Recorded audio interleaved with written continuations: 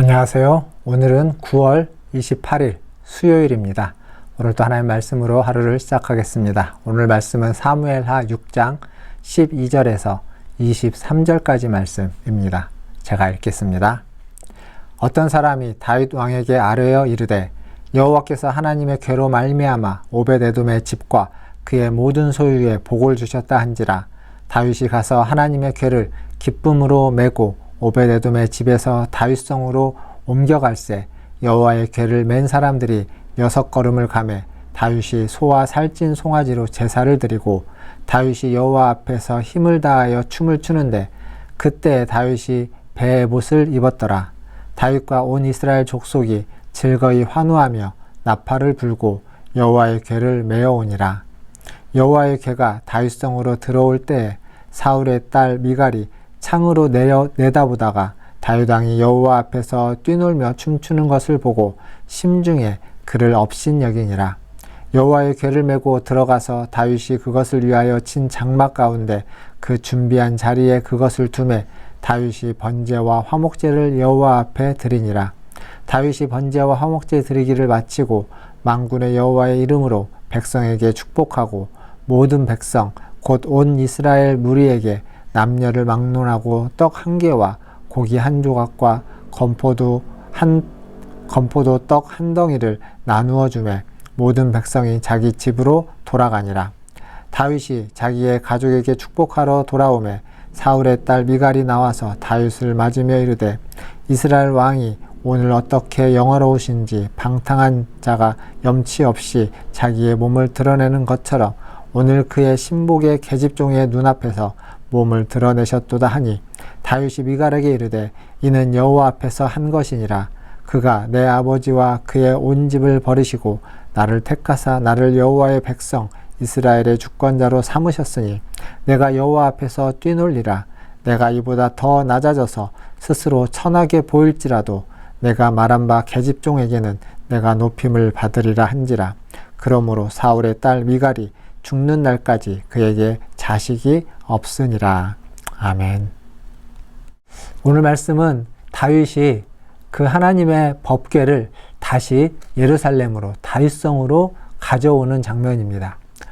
어제 말씀에서 본 것처럼 이 아비나답의 집에서 법궤를 가져오려고 할 때 우사의 죽음으로 말미암아서 놀랐던 다윗은 이 법궤를 오벳에돔의 집에 잠시 맡겼습니다.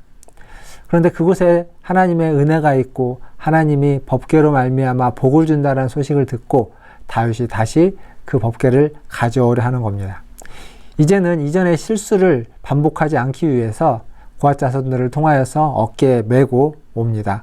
올 때 6걸음을 갈 때마다 소와 그리고 살찐 송아지로 제사를 드리면서 힘을 다해서 춤을 추는 다윗의 모습을 여기에서 볼 수 있습니다.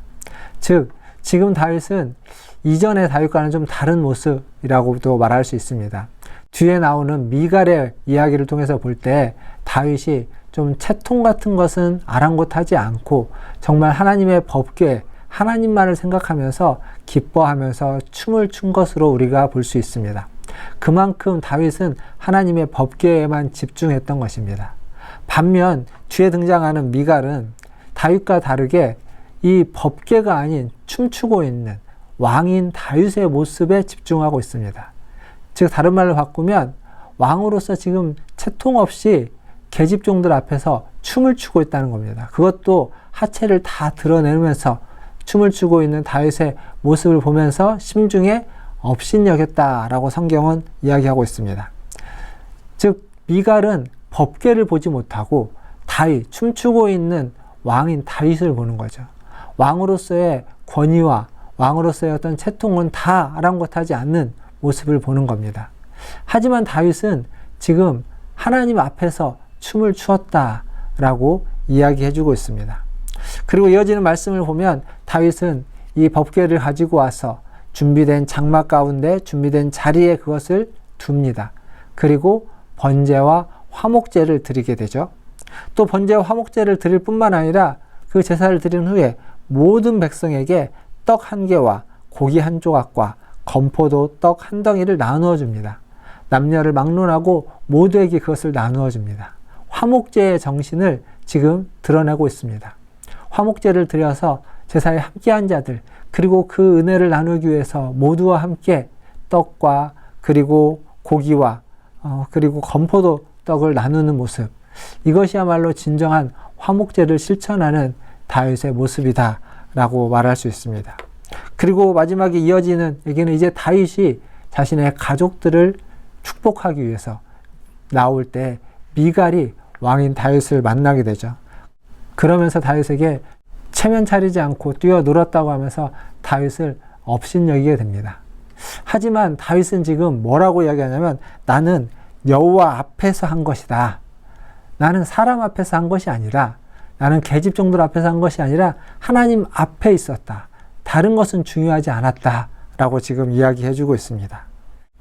여기에서 볼 때 미갈은 지금 자기네들이 높은 지위에 있다는 것을 계속 생각하면서 높아지는 것에 초점이 맞춰져 있다면, 다윗은 그 높아지느냐 낮아지느냐가 아니라 하나님 앞에 있느냐, 하나님 앞에서는 언제나 겸손하게 낮은 자여야 한다라는 것을 항상 인지하고 있었다라는 사실입니다.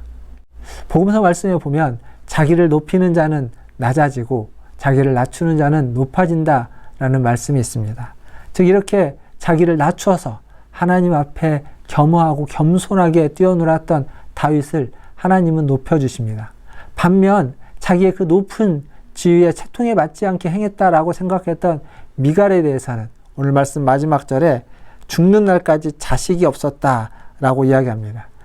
즉 다윗의 모습을 비웃었던 미갈은 결국 그의 삶이 비참해지고 낮아지게 되는 겁니다.